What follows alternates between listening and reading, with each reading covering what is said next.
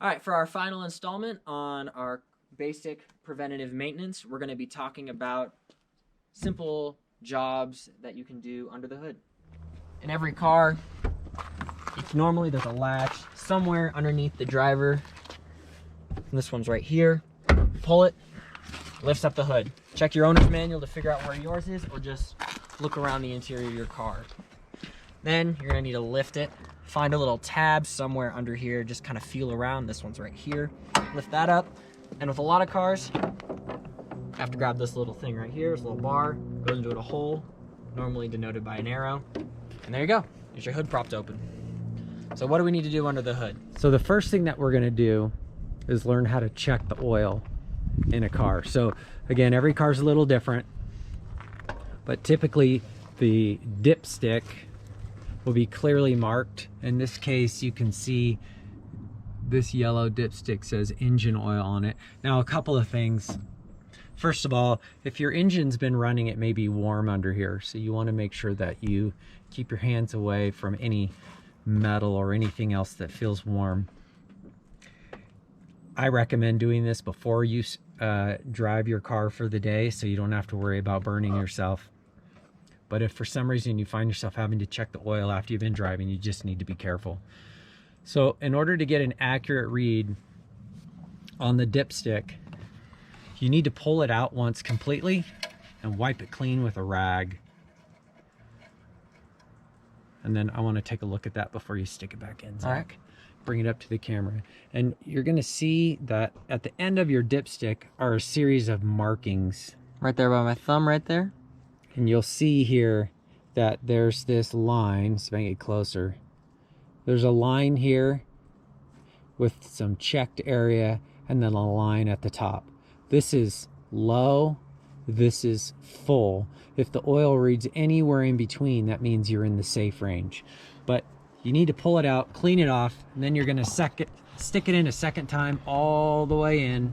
Might be a little hard to feed depending on how long it is, but just get it in there. All the way down.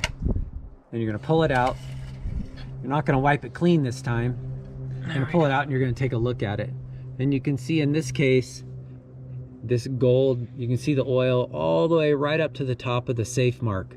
So our oil level is perfect. So what would you do if your oil's a little low? So if your oil was low, as long as it's in the safe range, you just need to keep an eye on it. But if it was all the way down at the bottom of the range and you needed to add oil, you would look for the cap that says engine oil. Now typically on the cap, it'll tell you what kind of oil you should be using.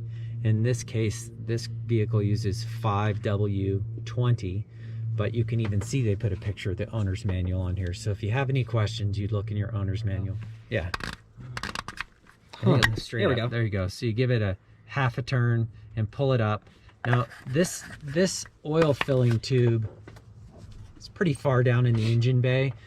Pouring oil down here could get messy. So I would recommend, if you're going to the auto parts store or a gas station to buy some oil, that you spend $2 and buy a funnel that you could stick in here and bring the level up higher, pour it in, and then you could discard the funnel or wipe it clean and keep it for future use. Once you add oil, then you'd go through the same procedure and check the oil again. That range on your dipstick between low and full is typically 1 quart. So if it's down at the bottom, putting 1 quart of oil in typically will do the trick, but you always want to check it and then you're ready to go. All right, what else can we do under here while we're... So there's a couple other things that you should keep an eye on under the hood of your vehicle. One of them is engine coolant. It's right here. And the other one is your washer fluid. It's right here. Which is the fluid that will squirt onto your windshield and then allow you to keep it clean while you're driving, which is very important, especially if you're driving in snow or ice or in an area that's particularly dusty. You want to keep your windshield clean. So we'll take a look at the coolant. Again, if you've been operating the vehicle, this would be hot, and you typically do not want to open these reservoirs while the engine's hot. But you can see on the coolant reservoir, we're going to come around to the side here. On the outside, typically there'll be a mark that shows you the proper level, and you can see it here. There's a level, I don't know if you can see that with the camera, that says max with an arrow right here. And they make these clear so you can see right through them. And in this case, you can see the coolant is right at the full line, so we're in good shape. If for some reason that was low, again, coolant can be purchased at the auto parts store, and you'd pour it in here until it reached the full line. Now, coolant is typically mixed with equal parts water, and I would recommend, to keep it simple, that when you buy coolant at an auto parts store, you just buy a pre-mixed, they call it a 50-50 mix.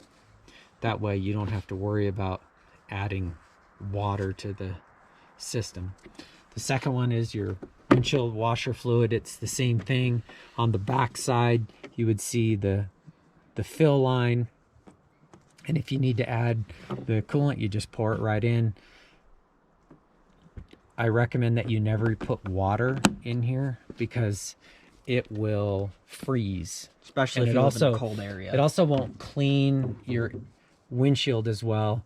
The washer fluid has a cleaning agent in it that keeps the fluid from freezing at 32 degrees. So, and it's typically blue, and that's why you can see this container's kind of got some blue staining on it. So you don't want to put water in there. You just want to buy some windshield washer fluid. So those are some basic maintenance items, or things that you should keep an eye on periodically. A good time to check that is usually before you drive the car at the beginning of the day, so it's not hot under the hood. All right? I think that's everything. Thank you so much, Greg, for your help. And again, if you have any questions, consult your owner's manual. That should tell you most everything you need in order to do it properly. And doing this stuff will keep your car running much longer and keep you safe. Thank you very much for watching.